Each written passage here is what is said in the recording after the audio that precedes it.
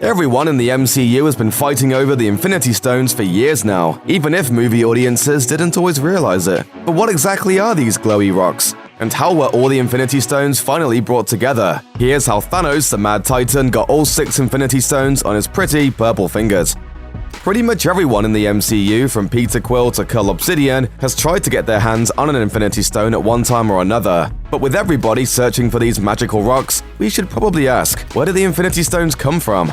Well, Marvel revealed the stone's backstory in Guardians of the Galaxy, when the ragtag sci-fi heroes visit an eccentric antiquer called the Collector, played by Benicio del Toro. As the Collector explains to Star-Lord and his crew, before the creation of the universe, there were 6 singularities. Then, after the Big Bang exploded everything into existence, the remnants of these systems were forged into concentrated ingots. Infinity Stone. As a result, these gems are incredibly powerful, with each one controlling an element of the universe: power, space, reality, time, the soul, and the mind. And unless you're some sort of celestial being, you can't touch those stones with your bare hands. Not for very long anyway. That's why Infinity Stones tend to show up inside orbs, scepters, glowing blue cubes, or a shiny gold glove. Thanos is one of the few beings we've seen who's actually touched an Infinity Stone with his bare hands, but even the Mad Titan isn't strong enough to wield all 6 gems on his own. So in order to carry out his plans of decimation, Thanos needed a hand. A giant golden hand. Known as the Infinity Gauntlet, this glove allows Thanos to harness the power of all the stones. But where did this ferocious yet fashionable weapon come from? Well, in Avengers Infinity War, Thanos pays a visit to Nidavellir, a realm populated by oversized dwarves. These otherworldly beings use the heart of a dying neutron star to forge powerful weapons, like Thor's hammer Mjolnir. When Thanos arrived, he forced the dwarves to make him the gauntlet, and once he got the glove, he murdered everyone in Nidavellir except for King Eitri, played by Peter Dinklage. Of course, it's not like Eitri got away unscathed, as Thanos took the dwarf's hands in hopes he'd never forge a weapon as powerful as the gauntlet. And from there, Thanos set out to round up the stones, all while looking incredibly sharp. When Thanos first arrives in Avengers Infinity War, the Mad Titan already has a Power Stone ready to go. So what's the story behind this purple gem? Well, the Power Stone does exactly what its name promises. It gives the user incredible power. In fact, long ago, the Power Stone was used by a Celestial to wipe out entire civilizations. And while other ambitious beings tried to harness its energy, they were disintegrated quickly after coming into contact with the stone. In other words, unless you're this guy,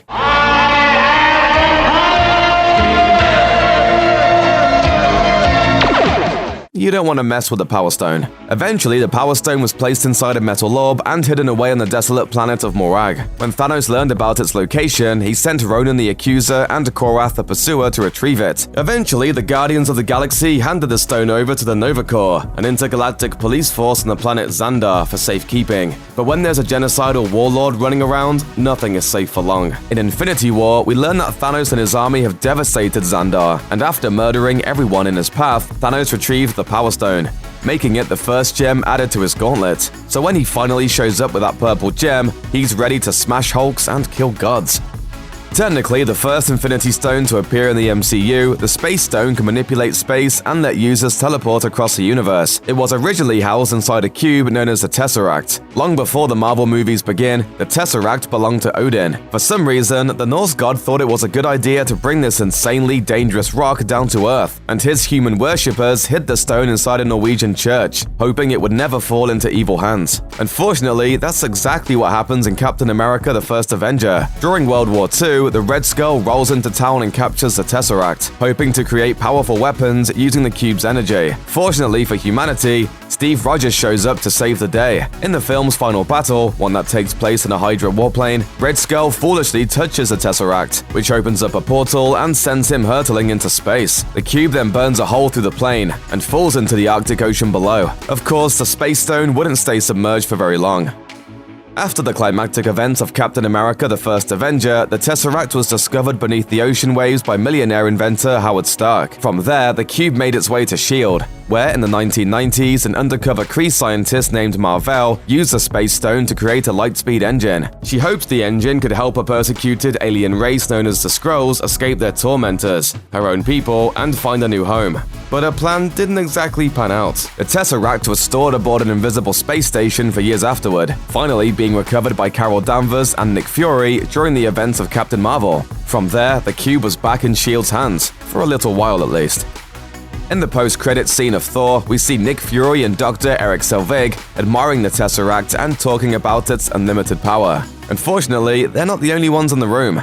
Loki, the god of mischief, is hidden in the room too, and he's got his eye on the glowing blue cube. As part of a deal with Thanos, Loki agreed to retrieve the Space Stone from S.H.I.E.L.D. and give it to the Mad Titan in exchange for an alien army to help him invade Earth. Thanos went a step further and gave Loki an additional Infinity Stone, the Mind Stone, to help subjugate Earth. More on that in a bit. Needless to say, neither Loki nor Thanos accounted for the combined might of the Avengers. As a result, he's cuffed and carted off to an Asgardian prison. Thor also takes the Space Stone back to Asgard, where it's stored away in Odin's treasure room. But things take a sad turn in Thor Ragnarok when a now-freed Loki gets a bad case of light fingers. This proves to be a fateful decision for Loki, as he, Thor, and the rest of Asgard abandons their destroyed homeland. They're attacked by Thanos' warship. Soon, Loki is forced to hand over the Tesseract, giving Thanos the power to easily teleport across the cosmos, and it's such a powerful scene that even Loki gets a little choked up.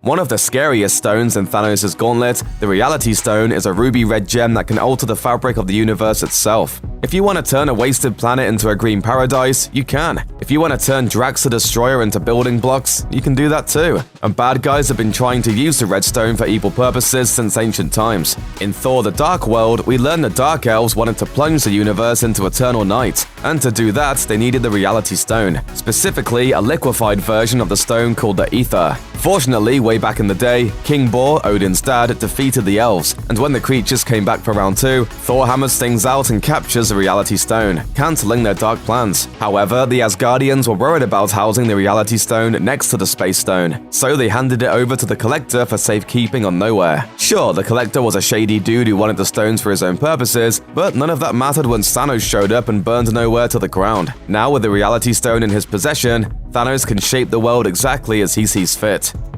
The most mysterious of the Infinity Stones, the Soul Stone, has only appeared in one Marvel movie so far, Avengers: Infinity War. After a little bit of old-fashioned torture, Thanos learns the Soul Stone is hidden on the misty planet of Vormir. With his adopted daughter forcibly in tow, Thanos arrives on Vormir to discover a ghosty red skull guarding the gem. He explains there's only one way to get the Soul Stone, to sacrifice what you love the most. And for Thanos, that means tossing Gamora off the side of a cliff. After trading her life for the stone, he's one rock closer to completing his collection. So what does the Soul Stone do? Well, obviously it manipulates souls, or as directors Anthony and Joe Russo put it, the essence of who you are. In the comics, it can trap spirits in a weird dimension called the Soul World, and it's possible that everyone Thanos killed in the decimation is locked in a cinematic version of this little universe. We also saw the Soul Stone in action when Thanos was battling Doctor Strange on Titan. When the Sorcerer split up into like 100 strangers, Thanos used the stone to reveal the true Sorcerer. And according to the Russo brothers, Thanos used the Soul Stone to speak to his dead daughter, meaning he's got an ability to resurrect or conjure the spiritual representation of people who are dead.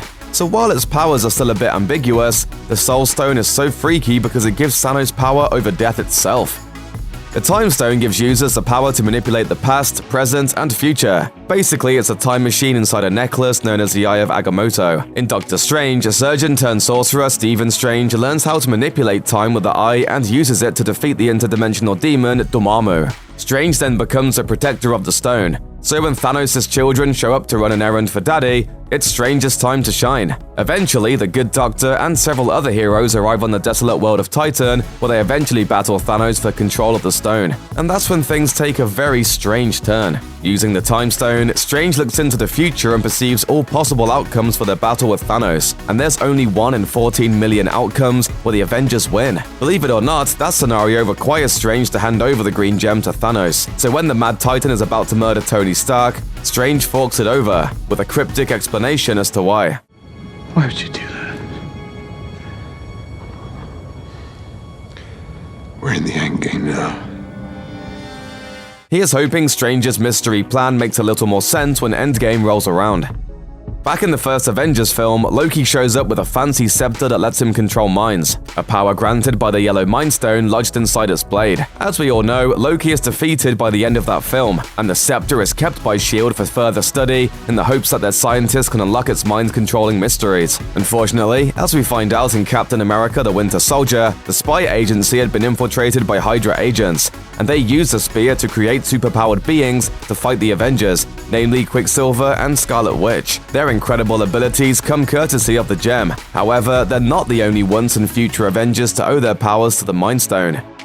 In Age of Ultron, the evil robot was brought to life by the Mind Stone, and unfortunately for humanity, Ultron is a big fan of extinction events. He's also really into building himself stronger bodies to house his artificial consciousness, and his ultimate creation is this super sleek body made of vibranium. When Ultron unleashes the Mind Stone from the scepter and slaps it on the new body's forehead, he hopes to give its future self powers beyond belief. Fortunately, the Avengers ruin Ultron's makeover. With the help of Thor's lightning, they bring his new creation to life. Known as the Vision, this Avenger is a nearly omnipotent being inextricably linked to the Mind Stone. So when Thanos shows up in Infinity War, Vision offers to sacrifice himself. If he destroys the stone, he'll die, but it will also ruin Thanos' genocidal plans. Eventually, Vision's girlfriend, the Scarlet Witch, is forced to pull the trigger. Since her powers come courtesy of the Mind Stone, only she can destroy the gem lodged in Vision's forehead. But despite their noble effort, the Mad Titan has the Time Stone by this point and simply rewinds time and yoinks the Mind Stone from Vision's skull, leaving the android crumpled on the ground.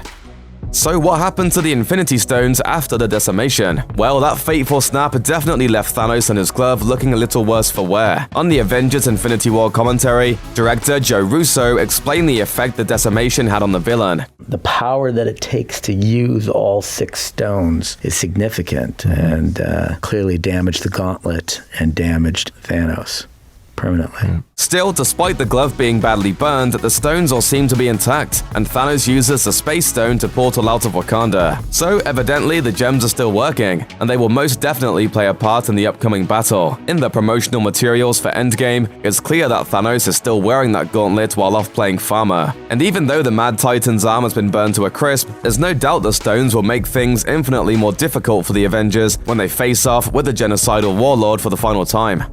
Keeping track of the Infinity Stones can be confusing, especially since there are so many glowing blue objects in the MCU. When the Mind Stone, which is yellow, appears in Loki's scepter, it gives off a blue hue. The Tesseract, obviously, is a glowing blue cube. On top of that, there's the Casket of Ancient Winters, yet another blue cube that appears in 2011's Thor. But don't be confused, Marvel fans, the Casket of Ancient Winters has nothing to do with the Tesseract or the Infinity Gauntlet. So even though it's a glowing blue cube, the Casket has nothing to do with the Space Stone. Still, it's a pretty cool cube.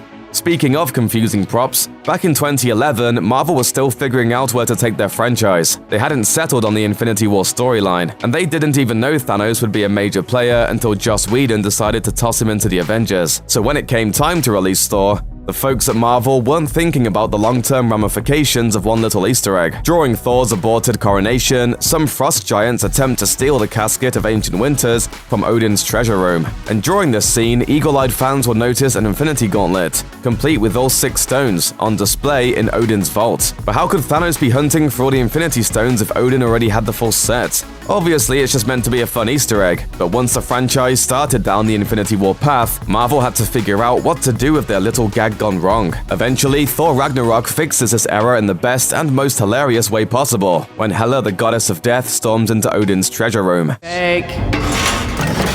But that's not the only Infinity Gauntlet confusion we've seen in the MCU.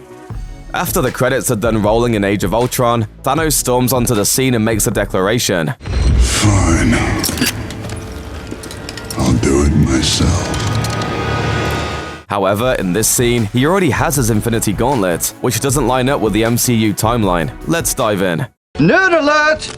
Age of Ultron was released in 2015, and we see that Thanos has his glove ready to go. But when Infinity War came out 3 years later, it seems like the Mad Titan had just recently forced E3 to forge the gauntlet. So what's going on here? Well, the writers of Infinity War have absolutely no clue. Speaking with Film, Christopher Marcus and Stephen McFeely admit the Age of Ultron scene has them baffled in terms of the timeline. The Russo brothers, however, have tried to retcon the situation. Speaking with comicbook.com, the directors explain the Infinity Gauntlet we see in Age of Ultron is the same one from Infinity War, said Joe Russo. I think that it would be connected to Eitri. I think that clearly he is the one that forged the gauntlet, and Thanos had the gauntlet at that point in time. It's been a while since any of the Asgardians have interacted with Eitri and his people. In other words, Eitri's been hanging out alone in space with no hands for years, and that sucks for him. Now, sure, the Russo's explanation might not work out perfectly if you look too closely at all the details, but in a franchise that's beautifully spanned over 20 films, we're fine with explaining away a continuity error or two. Check out one of our newest videos right here. Plus, even more Looper videos about Avengers Endgame are coming soon. Subscribe to our YouTube channel and hit the bell so you don't miss a single one.